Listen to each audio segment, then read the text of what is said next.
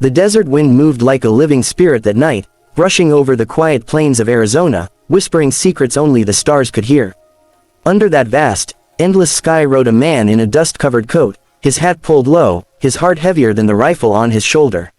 His name was Eli McCord, a quiet cowboy once, a soldier now. 5 years had passed since he last rode this trail, but every rock, every tree, every gust of wind carried the echo of a voice he could never forget, Naira, the Apache woman who had broken his heart. He had met her when the land was still raw with conflict between settlers and the Apache tribes.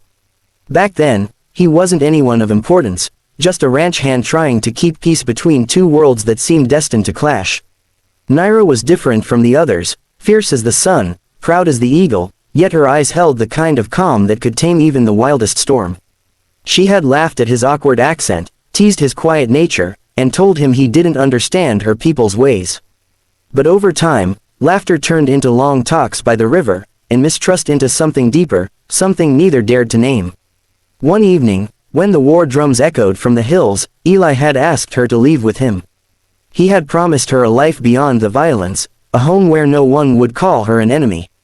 But Naira only smiled sadly. "You fight for men," she told him, "but I fight for the earth that gave me life. My heart belongs here." She turned away that night, leaving him with words that would burn inside him for years to come. The next morning, her village was gone, hidden deep in the mountains, while Eli rode out to war. Years rolled by like shifting sand. The boy who once spoke softly became a man who commanded soldiers. He saw battles that tore nations apart and buried too many friends to count. Somewhere between the thunder of cannons and the silence of loss, Eli McCord became General McCord, a name spoken with respect and sometimes with fear. But no medal or title could quiet the ache that lived in his chest.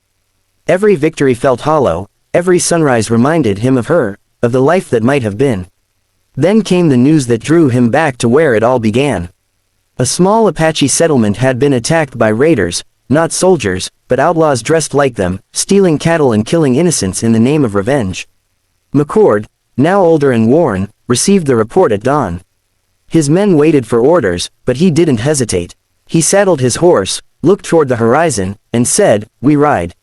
500 soldiers followed him into the desert, not to conquer, but to protect. The closer they got, the heavier his heart became. The land hadn't changed, only the people had. He saw smoke rising from the valley, a silent cry for help. When they arrived, they found the aftermath of cruelty. Burned homes, frightened children, and the scent of gunpowder hanging thick in the air. McCord dismounted, walking among the survivors with a weight that no uniform could hide. And then he heard a voice, cracked, tired, but unmistakably hers. Naira stood beside a wounded boy, her once bright eyes shadowed with grief. Time had carved lines into her face, but her spirit was unbroken.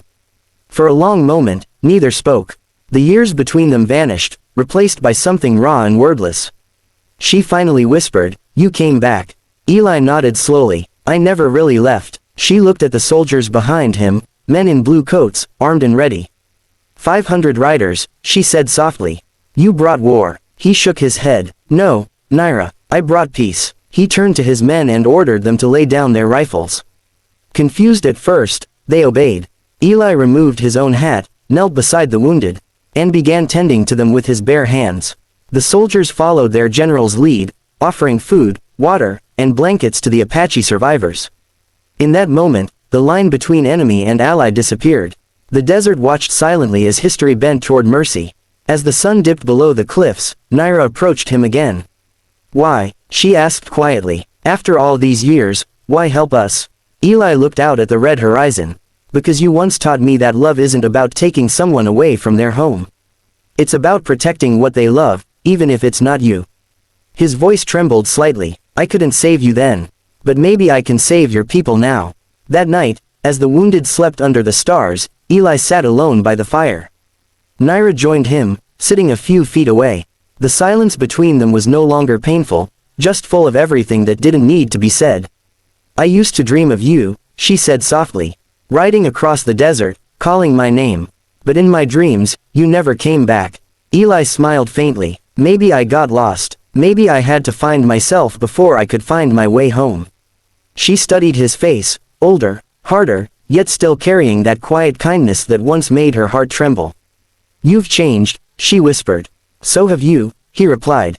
"But I still see the same fire in your eyes." They sat there until the fire died down to embers. When morning came, the soldiers prepared to leave, leaving behind supplies and aid for the tribe. Naira stood among her people, her hands resting on the shoulders of the children who now looked to her for strength. Eli rode to her side, his horse snorting softly in the cool dawn air. "Your men will remember this," she said. "That their general knelt for the wounded." Eli nodded. "Then maybe they'll learn what strength really means." She looked at him for a long moment, then reached into a small pouch around her neck. From it, she took a single eagle feather, the symbol of honor among her people. She handed it to him without a word. He accepted it with quiet reverence. "In our way," she said softly, "this means you are forgiven." He wanted to say something, anything, but the lump in his throat made words impossible. He simply nodded, turning his horse toward the open plains. As he rode away, he looked back once more. Naira stood tall against the rising sun, her hair lifted by the wind, her eyes following him until he was just a shadow against the golden light. For weeks after, his men spoke of what they had witnessed, a battle that never happened, a general who won peace without firing a shot. Rumors spread across the frontier about the man who once loved an Apache woman and returned not to conquer, but to heal. To many, it was just another story. But for Eli McCord, it was the ending he had been chasing his whole life, not in glory or power, but in redemption. Years later, when he retired from service, he kept that eagle feather on his desk. Visitors would often ask where it came from, and he would just smile and say, "From someone who taught me what courage really looks like." He never married, never settled down, but those who knew him said that sometimes, on quiet nights, he would sit outside and look toward the desert, waiting, perhaps, for the wind to carry her voice again. And somewhere beyond the horizon, Naira would sit beneath the same stars, telling her grandchildren stories of a quiet cowboy who once promised peace, and kept it. She never spoke his name, but her eyes glowed when she did. The past, with all its pain and beauty, had finally come full circle. In the end, it wasn't the battles that defined them. It was the moment two hearts, separated by culture, pride, and time, found a way to understand that love doesn't always mean being together. Sometimes, it means doing the right thing, even when it breaks you. The desert still remembers them, the Apache woman who stood tall for her people, and the quiet cowboy who returned not with vengeance, but with compassion. Their story lives in the wind, in the echo of distant drums, in the cry of the eagle that circles above the canyon at dusk. It reminds all who listen that the greatest victories are not won with guns or armies, but with forgiveness. And when the night falls silent, and the stars bloom once more over the Arizona sky, perhaps somewhere, in that sacred space between the earth and the heavens, two souls still walk side by side, unburdened by the past, free at last.